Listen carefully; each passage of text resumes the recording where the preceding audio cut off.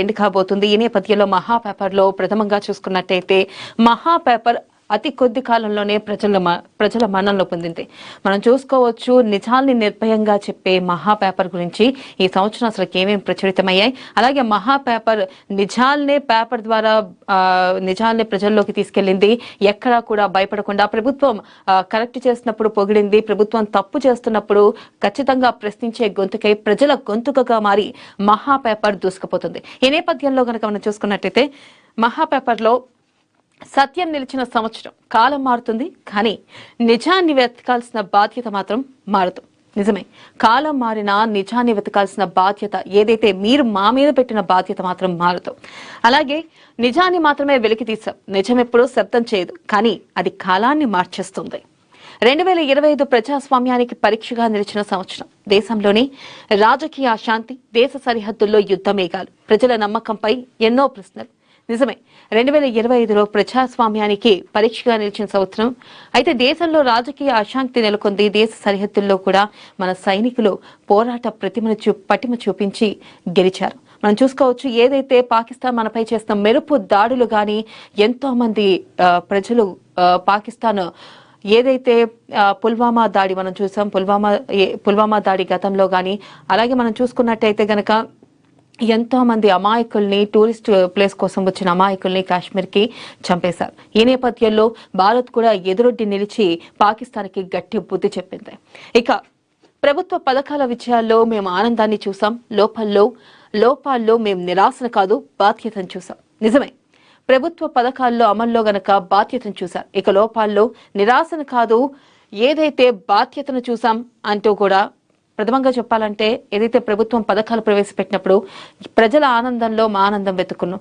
ఏదైతే ప్రభుత్వం చేస్తున్న ప్రతి పనిని ఎంత పొగిడామో, ప్రభుత్వం ఏదైతే గనక ప్రజలకి చేయని పనులు కూడా ప్రశ్నించడం జరిగింది. నెక్స్ట్ గనక ఈ నేపథ్యంలో పత్రికా పాత్ర నినాదాలు చేయడం కాదు, నిజాన్ని నిలబెట్టడం. నిజమే, ఏదైతే పత్రికలో నిజాన్ని నిలబెట్టాలి గాని నినాదాలు చేయడం ఇతరుల కోసం, ఏదైతే రాజకీయ పార్టీలకి ఒక పార్టీకి మద్దతుగా నిలవడం మా ఉద్దేశం కాదు. మేము ఎప్పుడు కూడా ప్రజలకి చేరువయ్యే దిశగా, ప్రజలకి ఏదైతే ప్రజల గొంతుకగా మారి ప్రభుత్వాన్ని నిలదీసిన సందర్భాలున్నాయి. అలాగే ప్రభుత్వం ఏదైతే ప్రజలకు చేస్తున్న మంచిని చెప్పాం, ప్రభుత్వం గనక అలసత్వం వహిస్తే వారి బాధ్యతని ఒక బాధ్యత గల పత్రికగా మేము గుర్తు చేశాం. ప్రశంసలో నిజాయితీ, ప్రశ్నలో బాధ్యత, ఇవే మా సంపాదకీయ ధర్మం. నిజమే, ప్రశంసలో నిజాయితీ, ప్రశ్నలో బాధ్యత. ఏదైతే ప్రశంసలో ప్రభుత్వం ఇదా అధికారి, మేము ఎప్పుడు కూడా ఏ ప్రభుత్వం ఉంది లేకపోతే ఒకరికి మద్దతుగా ఏ రోజు మాట్లాడలేదు. ఖచ్చితంగా ప్రభుత్వం చేసిన పని ప్రశంసించాం. అలాగే ఏదైతే మీకు కావాల్సిన విషయాల్లో ప్రశ్నించాం. ఇదే మా నిజమైన సంపాదకీయ బాధ్యత, ధర్మం కూడా. మహాపత్రిక వార్తల వెనుక ఉన్న కారణాలను వెతికింది, భయాన్ని కాదు వాస్తవాన్ని చూపించింది. ప్రథమంగా చూసుకున్నట్టయితే మహాపత్రిక ఎప్పుడు కూడా నిజాల్ని మాత్రమే వెతికింది, నిజాల్నే చెప్పింది. ఏ రోజు ఎవరికి భయపడలేదు, ఎవరికి తలొక్కి ఏ విషయాన్ని ప్రస్తావించకుండా ఏ విషయాన్ని ప్రజల గొంతుకగా మారి ప్రశ్నించిందే తప్ప ఏ రోజు కూడా ఎవరికి తలొక్కి భయపడలేదు.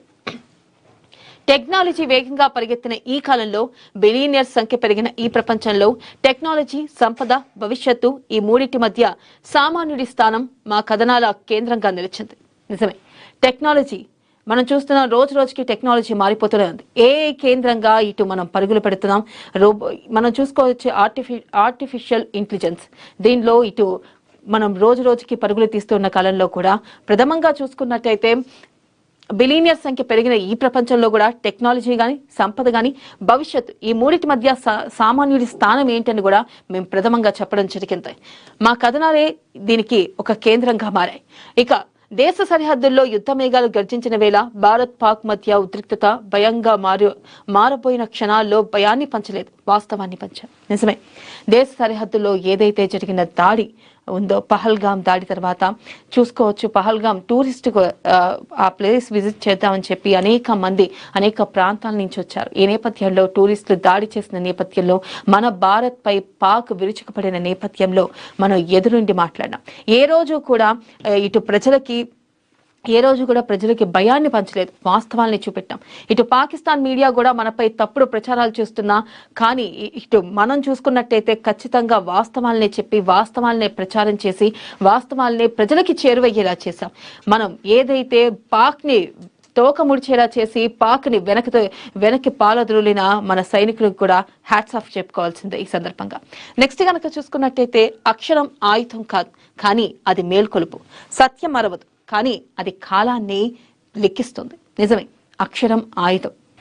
ప్రథమంగా చూసుకున్నట్టయితే అక్షరం ఆయుధం కాదు కానీ అది నిజంగా ఒక మేల్కొలుపు. ప్రతి అక్షరంలో, మేము రాసే ప్రతి అక్షరంలో కూడా ఒక మేల్కొలుపు ఉంటుంది. ఏదైతే మనం నిజాన్ని నిర్భయంగా చెప్పే పత్రిక ఏదైనా ఉందంటే అది మహాపత్రికే. మీరు చూసుకున్నట్టయితే గనక ఎన్నో పత్రికలు వస్తూ ఉండొచ్చు, ఒక పార్టీకి కొమ్ము కాస్తూ ఉండొచ్చు, కానీ మేము అలా కాదు.